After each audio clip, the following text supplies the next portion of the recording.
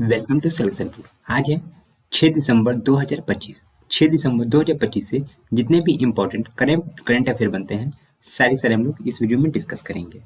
अगर आप इस चैनल पर नए हैं तो चैनल को आपको क्या करना है फ्रेंड्स, सब्सक्राइब करना है और बेल आइकन को प्रेस करना है। और आपको वीडियो जब अच्छे लगे तो आप लाइक जरूर करिएगा और वीडियो को शेयर जरूर करिएगा। तो चलिए हम लोग स्टार्ट करते हैं। किस केंद्रीय मंत्री ने तत्व न्याय समारोह में भारत का प्रतिनिधित्व किया? तो इसका जो करेक्ट आंसर हो जाएगा option B, Arjun Ram Meghwal. Option B जो कि करेक्ट हो जाएगा, ये है अर्जुन राम मेघवाल जी। अर्जुन राम मेघवाल जी ने केंद्रीय विधि एवं न्याय मंत्री अर्जुन राम मेघवाल ने भाषण में न्याय प्रणाली और अंतर्राष्ट्रीय वाणिज्यिक न्यायालयों के भविष्य पर विचार साझा किए। ठीक है, चलिए। राष्ट्रीय कैंसर जागरूकता दिवस कब मनाया जाता है? तो 7 नवंबर को राष्ट्रीय कैंसर जागरूकता दिवस मनाया जाता है। चलिए, हर वर्ष 7 नवंबर को कैंसर के प्रति जागरूकता बढ़ाने हेतु राष्ट्रीय कैंसर जागरूकता दिवस मनाया जाता है। 7 नवंबर को भारत और किस देश का साझा शहीदी समारोह मनाया गया?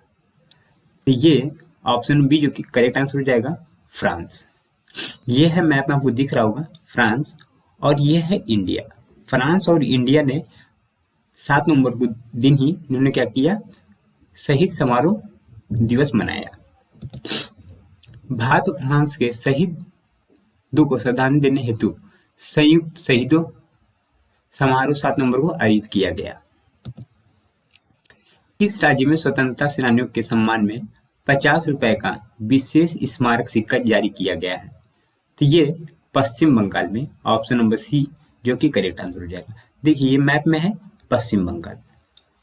अच्छा, मैं आपसे पूछा था कि ये क्या है आपका, ये तो तेलंगाना हो गया, तेलंगाना ही ये आपका है, ये आपका क्या था, आंध्र प्रदेश, और ये क्या था, तमिलनाडु, और ये क्या था, केरल। और इससे मैंने पूछा था आप लोग से कि आप लोग कमेंट करके हमें बताइएगा ये कौन सा राज्य है।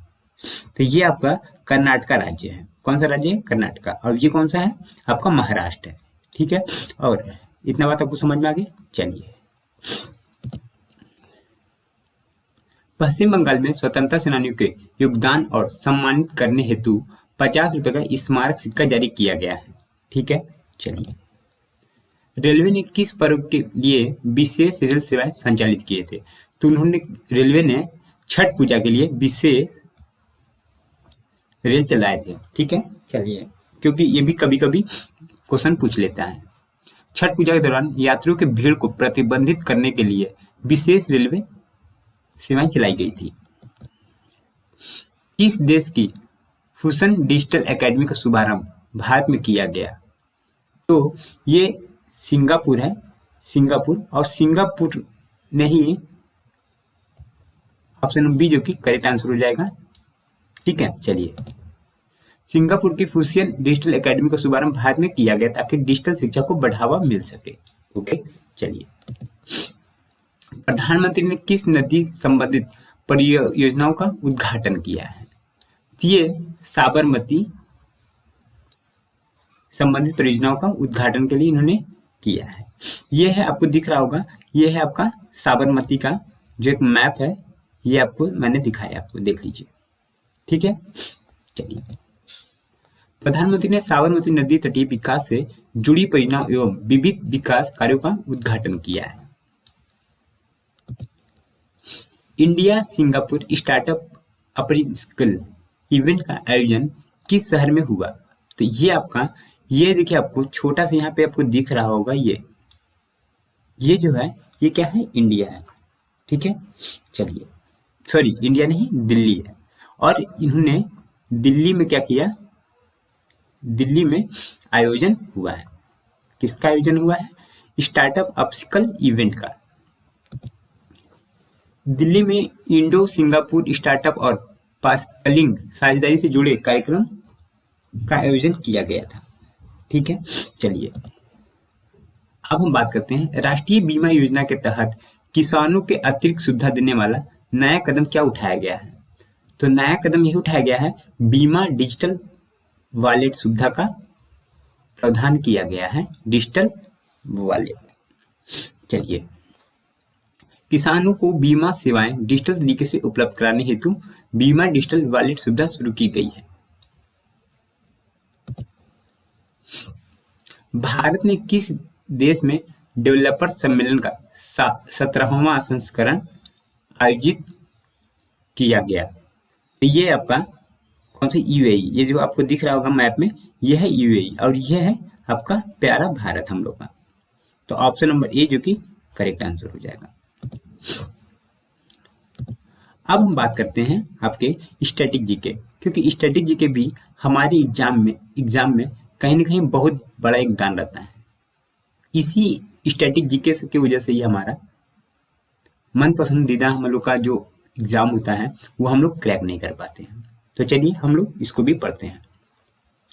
तो रवि कृति जो एक जैन थे और जिन्होंने एहोल प्रसिद्ध की रचना की थी को विकास संरक्षण प्राप्त था। तो किसका संरक्षण प्राप्त है इनको? पुलकेशी सेकंड का संरक्षण इनको प्राप्त था। ऑप्शन नंबर सी जो कि करेक्ट आंसर हो जाएगा। चलिए देखिए, पुलकेशिन सेकंड एहोल प्रसिद्ध की रचनाकार रवि कृति जैन कवि था और इसको चालुक्य शासक पुलकेशिन द्वितीय का संरक्षण प्राप्त था। इसने एहोल अभिलेख में पुलकेशिन द्वितीय की विजयों का विस्तृत विवरण दिया था। ठीक है, चलिए, पश्चिम चालुक्य वंश का प्रसिद्ध शासक कौन था? तो आपका इसका जो करेक्ट का आंसर हो जाएगा option number A Pulakeshin second जो कि करेक्ट आंसर हो जाएगा। चलिए, पुलकेशिन सेकंड पश्चिम चालुक्य वंश का सबसे प्रतापी क्या था? राजा था। पुलकेशिन ने द्वितीय वर्ष हर्षवर्धन को हराकर परमेश्वर की उपाधि इसने क्या किया था? धारण किया था। महाबलीपुरम में रथ मंदिरों का निर्माण किस पल्लव शासक के शासनकाल में हुआ था? तो इसका जो करेक्ट आंसर हो जाएगा बी ऑप्शन नरसिंह वर्मन प्रथम के शासनकाल में हुआ था। ऑप्शन नंबर बी जो कि करेक्ट आंसर हो जाएगा। महाबलीपुरम में रथ मंदिरों का निर्माण नरसिंह वर्मन प्रथम के शासनकाल में हुआ था। रथ मंदिरों में द्रौपदी रथ, भीम रथ तथा युधिष्ठिर रथ प्रसिद्ध थे। चलिए, निम्नलिखित में से किस चोल राजा ने लंका सिंघल को पहले जीता था? तो इसका जो करेक्ट आंसर हो जाएगा कौन सा हो गया? राजा राज प्रथम ने। ऑप्शन बी जो कि करेक्ट आंसर हो जाएगा राजा राज प्रथम ने। चोल राजा द्वारा श्रीलंका एवं दक्षिण पूर्व एशिया को जीता गया। चोल शासक राजा राज प्रथम ने सिंघल पर आक्रमण कर उसके उत्तरी हिस्सा को क्या क्या अधिकार कर लिया, जबकि संपूर्ण सिंघल तथा दक्षिण पूर्व एशिया के विजय का श्रेय राजेंद्र प्रथम को दिया जाता है। दक्षिण पूर्व एशिया के श्री विजय, जिसे शैलेंद्र राज्य के अंतर्गत मल्य, प्रायद्वीप, जावा, सुमात्रा तथा अन्य द्वीप सम्मिलित थे। मालदीव के विजय का श्रेय राजा राज प्रथम को प्राप्त है। किस चोल शासक ने श्रीलंका के उत्तरी भाग को जीतकर अपने साम्राज्य का एक प्रांत बनाया था? तो इसका जो करेक्ट आंसर हो जाएगा आप लोग कमेंट करके बता सकते हैं, राजा राज। ऑप्शन नंबर सी जो कि करेक्ट हो जाएगा। चलिए, अब हम बात करते हैं फ्रेंड, जो कल का मैंने आपको क्वेश्चन दिया था उस क्वेश्चन पे हम लोग डिस्कस करते हैं। तो 11वां विश्व हरित अर्थव्यवस्था शिखर सम्मेलन कहाँ आयोजित किया गया? तो ये आपका दुबई में किया गया। ऑप्शन नंबर बी जो कि करेक्ट आंसर हो जाएगा। ठीक है, चलिए, दुबई में 11वां विश्व हरित अर्थव्यवस्था शिखर सम्मेलन आयोजित किया गया है। इसमें सतत विकास और हरित प्रौद्योगिकी पर जोर दिया गया है। ठीक है, चलिए, अब हम बात करते हैं कि 3 अक्टूबर के दिन 2025 को किस देश का 94वां स्वतंत्रता दिवस मनाया गया? तो ये आपके सामने 4 ऑप्शन है, 4 में से एक ऑप्शन आपका सही होगा और इसके बारे में ज्यादा से ज्यादा आप लोग लिखिएगा। तो अब हम लोग मिलेंगे नेक्स्ट वीडियो के लिए। तब तक अगर आपने इस चैनल पे अगर आप नए थे, चैनल को अगर आप अभी तक आपने सब्सक्राइब नहीं किया है तो आपको चैनल को क्या करना है? सब्सक्राइब करना है, बेल आइकन को आपको प्रेस करना है। अगर आपको सच में वीडियो अच्छा लगा है तो आप लाइक करिएगा और ये वीडियो को शेयर जरूर करिएगा। अब मिलते हैं हम लोग नेक्स्ट वीडियो के लिए, तब तक के लिए धन्यवाद। जय हिंद, और जहां भी रहिए अच्छे रहिए, स्वस्थ रहिए, कुशल मंगल रहिए। जय हिंद, जय भारत।